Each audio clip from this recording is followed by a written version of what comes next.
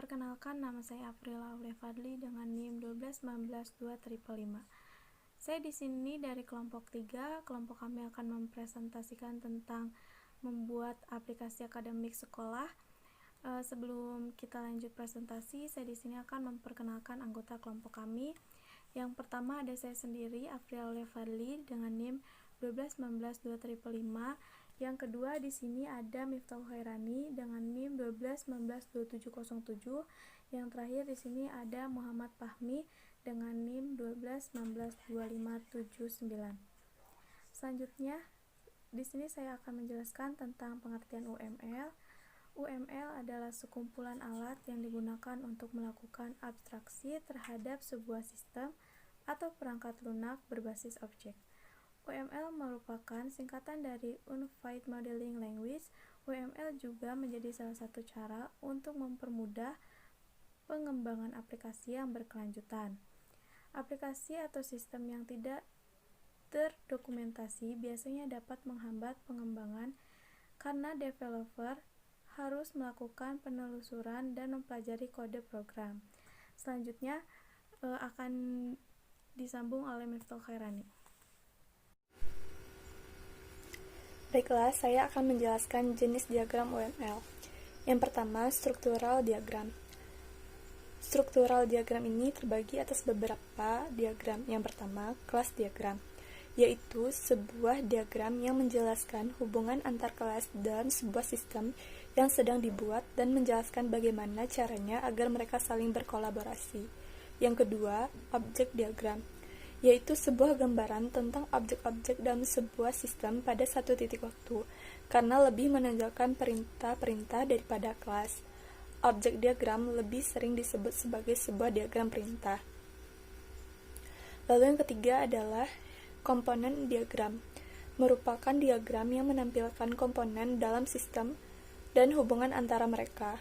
Yang keempat, deployment diagram, merupakan diagram yang menunjukkan tata letak sebuah sistem secara fisik, menampakkan bagian-bagian software yang berjalan pada bagian-bagian hardware yang digunakan untuk mengimplementasikan sebuah sistem dan keterhubungan antara komponen hardware.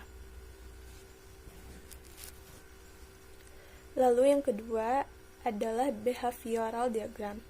Behavioral diagram ini juga terbagi atas beberapa diagram. Yang pertama, activity diagram. Diagram yang menggambarkan alur kerja dari berbagai aktivitas user atau sistem, orang yang melakukan aktivitas, dan aliran berurutan dari aktivitas ini. Yang kedua, use case diagram. Merupakan diagram yang menunjukkan peran dari user dan bagaimana peran tersebut ketika menggunakan sistem.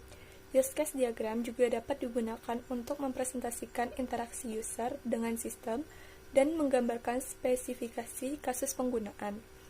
Yang ketiga, system sequence diagram, merupakan diagram yang menggambarkan interaksi user dengan sistem secara sekuensial atau berurutan. Yang keempat, collaboration diagram, merupakan diagram yang merupakan bentuk lain dari sequence diagram. Diagram ini menggambarkan struktur organisasi dari sistem dengan pesan yang diterima dan dikirim. Lalu yang kelima, state chart diagram. Diagram yang menggambarkan bagaimana sistem dapat bereaksi terhadap suatu kejadian dari dalam atau luar. Kejadian atau event ini bertanggung jawab terhadap perubahan keadaan sistem. Assalamualaikum warahmatullahi wabarakatuh. Saya Muhammad Fahmi akan menjelaskan web aplikasi akademik. Sebelumnya kita aktifkan dulu XAMPP, lalu ke localhost MySQL. Setelah ke localhost MySQL, buatlah database dengan beberapa nama mahasiswa, NIM, jenis kelamin, dan program studi. Di sini saya sudah buat, terdapat beberapa nama mahasiswa. Dan setelah itu save, langsung kita membuat codingannya.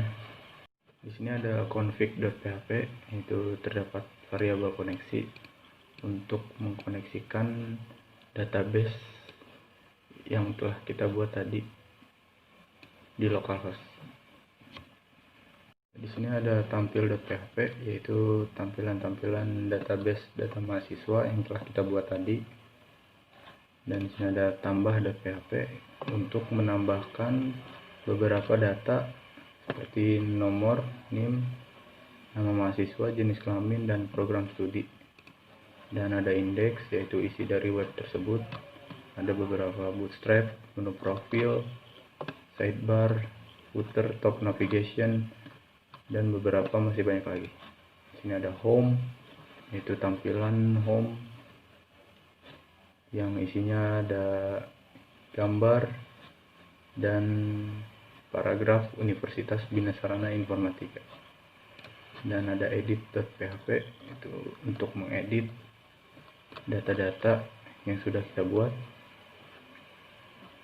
Dan ada delete untuk menghapus data yang sudah kita buat. Kalau buat coding, langsung ketik link di web browser localhost /tema_academic. Ya, jika sudah, lalu akan muncul tampilan home, logo Universitas Bina Sarana Informatika, dan di bawahnya ada paragraf sistem informasi Universitas Bina Sarana Informatika. Dan ini tampilan web aplikasi akademik, itu welcome kelompok 3.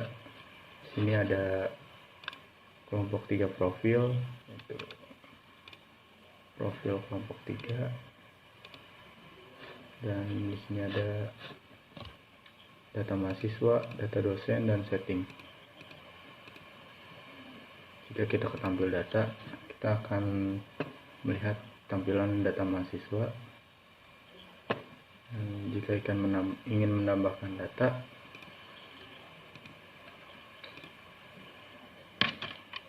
klik name, nama mahasiswa,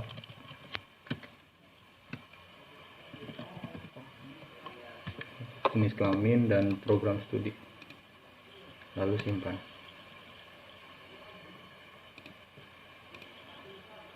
Jika berhasil, ada notifikasi yaitu berhasil menambahkan data, klik OK. Ya, terdapat yang sudah kita tambah, yaitu nomor 10.